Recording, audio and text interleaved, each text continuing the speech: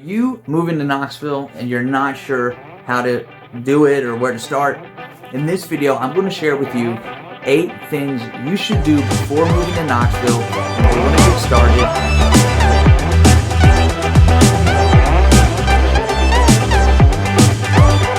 What's up everyone? Welcome back to All Things Knoxville with me, Ben Barredo, your local real estate pro and relocation expert for East Tennessee. Before we jump into the video, I just want to remind you that I make videos just like this every week. So if you like it and you would like to see more, be sure to hit the like button and then subscribe so you don't miss out. Also, as a realtor, I make a living helping people like you create opportunity, the kind that only home ownership brings. So if you are thinking of buying, or maybe even thinking of selling, or investing, or doing all three, please give me a call. I help people like you every single day, and I would love to help you too. So here are the things that you need to do if you're thinking of moving to Knoxville. Number 1 is visit before you move. If you're thinking of moving here, there's nothing better than getting your boots on the ground. If you really want to know what an area is like, what the vibe is, what the people are like, and how it's going to fit with your lifestyle, then you really need to get there personally. You don't have to take a week or 2 either. Spend a weekend doing it, and if you absolutely can't make it, find an agent that's willing to help you that lives in the area. No one knows an area better than a realtor, and many of us are willing to go the extra mile and do the research to make sure an area best matches your lifestyle. Number 2 is to screen your contacts. Depending on where you're moving to, you might already know people that live there, or people that grew up there. There's nothing people love more than to talk about where they're from. So reach out to the people you know and find out who they might know that lives in the area that you're thinking of moving to. Once you're connected, ask questions, get the information you want. Just don't take it all too seriously, because sometimes people like to exaggerate, especially if it's about things they don't like. Number 3 is to research schools. If you have kids and schools are important, it's quite easy to research schools online now.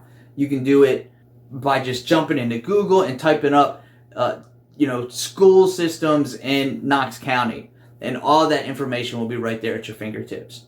The other way is to go back to step 2 and go through your contacts and see who you know. Consider your budget. According to experts, an out-of-state move involving professional movers often costs you around $4,000.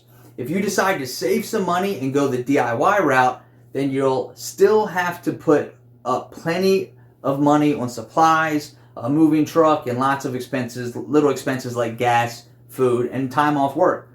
The best way to figure out which system works best for you is to establish what your moving budget is. Knowing what your ceiling is and then making sure you have a cushion is the best route to go first. Make a list of all the expenses and then see where you land. Find a new home.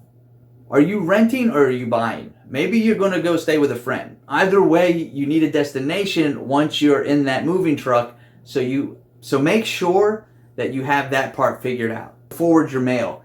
You don't want to fall behind in bills, and you don't want to lose touch with those people that care about you, unless of course you're in witness protection.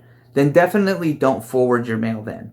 Make sure you don't fall behind in life by making sure that you forward your mail before you move. And you can usually do this pretty easily through a printed envelope that you pick up at the post office, or you can even do it online. The best part is you can pick which date you want your mail to start forwarding. Whatever route you go, just make sure you do it.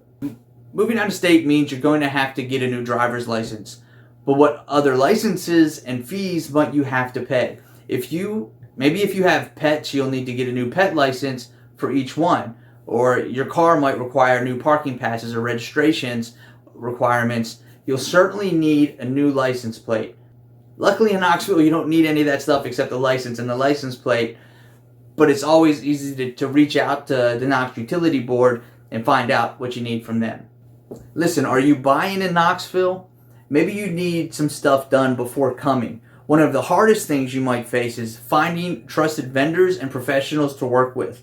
Whether you're needing a painter, a lender, a contractor, or a moving company, You should download my trusted vendors list.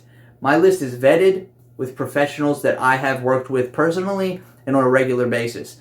All of them can be easily researched online and contacted if you want to go that route. Click on the link in the description to download my vendors list right now.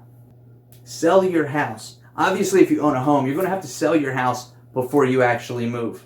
That's why the best thing to do is to reach out to a realtor that you know and start the process right now. It's never too early to get all the information you need to find out what steps you need to take to get your house on the market. Luckily, you don't have to be in the home or even in the state in order to sell your house. If you have to move in just a short period of time, you can do all of that across state lines. And title companies and closing companies now can easily mail out paperwork via FedEx and overnight it to you so that you can close on time and get your money just as fast. That's it for today's video. I hope you got something out of it. I hope it was helpful. Again, if you are relocating to Knoxville, I'd love to help you out. Just jump on my website and get in touch with me pretty easily. Thanks so much for watching this video, and I'll talk to you next time.